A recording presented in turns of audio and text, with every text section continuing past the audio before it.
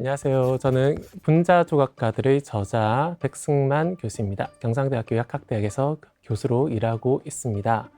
질병이 생기는 이유는 이제 사람들이 조금 알고 있어요. 지식이 더 쌓여가면서 단백질의 이상이라든지 유전자의 변화 때문에 나타난다라고 이제는 파악을 하고 있습니다. 약은 정말 정밀하게 조각된 분자예요. 우리가 세포는 그래도 현미경으로 볼 수 있지만 화합물은 눈에 안 보이거든요. 현미경이 아무리 좋아도 안 보여요. 근데 이 정밀한 분자를 조각해서 원하는 단백질을 결합시키는 게 사실 쉬운 일은 아니잖아요. 그래서 원하는 구조를 만들기도 어렵거니와 원하는 구조를 만들었을 때 그것이 또 약이 된다라는 보장도 없어요. 근데 이게 어렵다 보니까 한편으로 이게 경쟁도 심화되고 성공했을 때 대박을 치기도 합니다. 의약품을 개발하는 과정이 어렵지만 그 열매가 워낙 달콤하다 보니까 많은 사람들이 달려들고 있는 것이죠. 예를 들어서 우리가 잘 알고 있는 화이자 백신 같은 경우 2021년부터 이제 제대로 시판이 되거든요. 그때 2021년에 매출액을 보면은 한 44조 원 정도 팔렸어요. 엄청나게 많이 팔렸고 그 해에 가장 많이 팔린 의약품입니다. 그런데 이런 단백질이라는 유전자에 대한 지식이 알려지기 전 1900년대 초반이라든지 1800년대 후반에 개발된 의약품들도 많단 말이에요. 그러면은 이런 의약품들은 믿을 수 있는 걸까요? 어쩌다가 얻어 걸린 의약품들도 많단 말이죠. 예를 들어 타이레놀을 한번 제가 말씀드려 보겠습니다. 타이레놀의 주 성분인 아세트아미노펜이 세상에 나오게 된 과정은 정말로 황당한 사건들의 연속이었어요. 1886년 독일에서 한 환자가 병원에 가서 구충제를 달라고 해요. 근데 그 당시에는 제대로 프린트된 라벨이 붙어 있는 것도 아니고 그냥 하얀 가루를 병에 담아서 그냥 떠서 주는 형태였단 말이에요. 지금처럼 완전한 그런 시스템은 아니었죠. 그러다 보니까 이 병원에서 약을 잘못 줘요. 그 당시 쓰던 구충제 나프탈렌이 있는데 그 구충제를 주는 게 아니라 전혀 다른 물질을 줘버리는 거예요. 그리고서 이제 나중에 확인을 해보니까 이 환자가 뜬금없이 열이 내렸다는 걸 알게 된 거예요.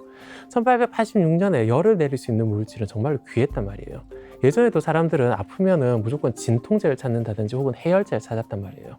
통증을 없애주는 이유로 그 마약성 물질을 많이 찾았고 혹은 열을 내리는 것만으로도 도움이 된다라고 해서 해열제를 많이 찾았는데 근데 1886년에 우연히 그런 물질이 나온 거예요. 그래서 이 물질은 그 이듬해인 1887년에 바로 시판이 됩니다. 안티페브린이라고 하는 이름으로 독일에서 시판이 되는데 막상 쓰고 나서 보니까 이 물질은 혈액과 관련된 부작용이 좀 있었습니다. 혈액이 제대로 기능을 하지 못하는 굉장히 치명적인 부작용이죠. 그래서 이 물질은 그대로 시판이 되었다가 나중에 시장에서 처리가 됩니다. 그래서 사람들은 다른 출발 물질을 쓰고 다른 시약들을 넣어주면서 약간 유사한 물질, 하지만 좀 더 성능이 개선된 물질을 만들어냅니다. 그게 아세트아미노펜이에요. 1893년에 만들어졌습니다. 근데 만들어졌으면 이제 시판을 해야 될 거 아니에요. 시판하려면 동물 실험을 하고 임상 시험을 거쳐야 됩니다. 근데 임상 시험을 하는 과정에서 불순물이 섞여 들어가지고 또 다른 부작용이 나와요. 그러면서 이 물질이 한 60년간 시판이 되지 않고 완전히 잊혀져 있게 돼요. 그러다가 나중에 1800년대 말에 있었던 임상시험에서 부작용이 실제로 아세트아미노펜 때문이 아니라 다른 혼입된 불순물 때문이라는 걸 확인하게 되죠. 그러면서 1950년대나 돼서야 아세트아미노펜이 팔리게 됩니다. 그 팔리는 이름이 타이레놀이에요. 개발된 과정은 그러려니 합시다. 중요한 거는 이제 이게 정말 우리한테 도움이 되는가요? 정말로 안전한가 효과가 있는가요? 효과는 있죠. 사람들이 이제 환자들한테 수십 년간 사용을 했으니까. 근데 안전할까를 한번 생각해 보면은 이거 어쩌다가 개발된 의약품이잖아요. 이것이 안전할까는 또 완전히 다른 차원이에요. 타이레놀은 간독성을 유발한다는 게 알려지게 돼요. 그때부터 가이드라인을 좀 설정합니다. 일정량 이상을 복용하지 못하게끔 혹은 술 마신 다음 날에는 타이레놀을 먹지 않게끔 이렇게 권장을 하게 되죠. 그러나 여전히 타이레놀을 맹신하는 사람들이 너무 많습니다. 2004년에 미국의 한 연구진이 타이레놀의 주성분 아세트아미노펜으로 죽는 사람이 얼마나 많은가를 확인을 해봤어요. 그래서 미국에서 대략 한 500명 정도의 사람이 아세트아미노펜으로 간독성으로 죽었다는 것을 알게 됩니다. 그러면서 많이 이슈가 되죠. 죽은 사람이 그 정도면은 병원에 급성 간 손상으로 입원한 사람이라든지 내원한 사람들은 훨씬 더 많았겠죠. 그러면서 지난 20년간 아세트아미노펜 아세트아미노펜을 조금 안전하게 쓰자라고 많이 움직임이 이어지고 있는데, 그런 20년 지난 지금 과연 정말 안전하게만 쓰고 있을까 해보면 그렇지가 않다는 거예요. 예를 들어 코로나 백신을 우리가 맞게 되면서 사람들은 해열제를 찾게 됐단 말입니다. 그러면서 많은 사람들이 아세트아미노펜을 복용했었고, 그러면서 타이레놀에 대한 품귀 현상이 일어났습니다. 많은 사람들이 타이레놀을 맹신했죠. 예를 들어 타이레놀 서방정이라고 하는 개념이 있어요. 아세트아미노펜의 함량을 조금 더 높이되 천천히 먹어도 되는, 약효가 오래 지속되는 그런 약을 개발했어요. 근데 사람들이 이 약을 그냥 씹어 먹는 거예요. 효과가 빠르게 나오기를 바라면서 씹어 먹다 보니까 알약을 너무나 많이 먹게 되고, 그로 인해서 간독성으로 사망하는 사례가 유럽에서 속출하게 됩니다. 그러면서 타이레놀 서방정에 대한 규제가 이어지게 되죠. 그리고 이 타이레놀, 아세트아미노펜 성분 가지고 자살하는 사람들도 너무 많은 거예요. 자, 제가 계속 타이레놀 이야기만 했는데 타이레놀 말고 다른 약물들은 괜찮지 않을까? 아세트아미노펜은 1893년에 개발됐고 1950년대에 시판이 됐다고 했잖아요. 지금은 무려 그로부터 한 100년 혹은 70년 정도 지난 시점입니다. 지금 만드는 의약품들은 확실히 어쩌다가 만드는 그런 케이스는 좀 줄었어요. 예를 들어 지금은 질병의 원인이 되는 단백질부터 찾고 시작을 합니다. 혈당을 올리는 단백질이라든지, 혹은 혈압을 올리는 단백질, 혹은 고지혈증을 유래하는 단백질이 어떤 건지 사람들이 이제 좀 알고 있어요. 그래서 실험실에서 의약품 개발하는 과정을 보면 처음에 플레이트에다가 수백 개, 사실 수만 개의 플레이트에다가 단백질을 다 깔아둬요. 그러면 예전에 어쩌다가 우연히 개발된 시스템보다는 훨씬 더 효율적이라고 볼 수가 있죠. 훨씬 더 검증됐다고 볼 수 있지만 정작 이것도 위험한 건 마찬가지예요. 왜냐하면은 우리는 처음에 이 단백질을 저해하는 물질을 찾고 그 물질을 개선해 가지고 약으로 만들고 있거든요, 지금도. 근데 이게 지금 예를 들어 보자면 굉장히 시야를 좁힌 거예요, 극단적으로. 예를 들어서 뭔가 이런 물질이 만들어졌다고 칩시다. 그 물질을 내가 딱 복용했을 때 이 물질을 우리가 먹었다 하면 일단 입에서 삼키게 되죠. 일단 침과 접하게 되고, 그 다음 식도를 통해서 위로 넘어가게 돼요. 위산을 거치게 되는데 위산에서 안정하게 넘어가야 될 것이고요. 그 다음 소화관을 거쳐서 장을 통해서 세포막으로 흡수가 됩니다. 몸 안에 녹아들어서 간으로 들어오게 되죠. 혈류를 타고 간으로 들어오면은 간에서는 이 물질을 그냥 내보내려고 해요.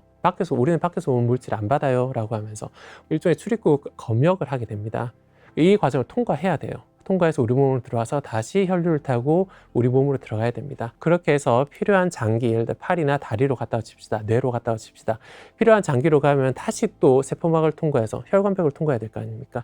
세포막을 통과해서 원하는 세포로 가야 돼요.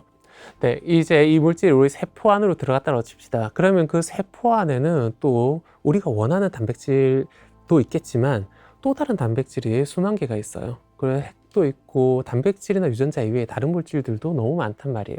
딱 여기에서 우리가 원하는 단백질만 결합해서 효과를 본다는 게 사실 쉬운 일은 아니죠. 우리가 처음에 실험실에서 확인했을 때는 정말 단백질만 깔아두고 직접 효과를 봤는데, 이제는 수많은 난관을 거쳐야만 만날 수 있다는 것이죠. 그러다 보니까 다른 단백질 혹은 다른 유전자 혹은 다른 경로에서 어떤 부작용을 일으킬지 모릅니다. 그러다 보니까 이제 임상 시험 과정이 굉장히 길어져요. 임상 시험 전에 전임상 과정부터, 동물 실험부터 굉장히 길어지고 수많은 단백질과 경쟁적으로 테스트를 하기도 하고 오랜 시간을 거쳐서 안전성을 확인하려고 합니다. 하지만 여전히 예상치 못한 부작용이 나오게 되죠.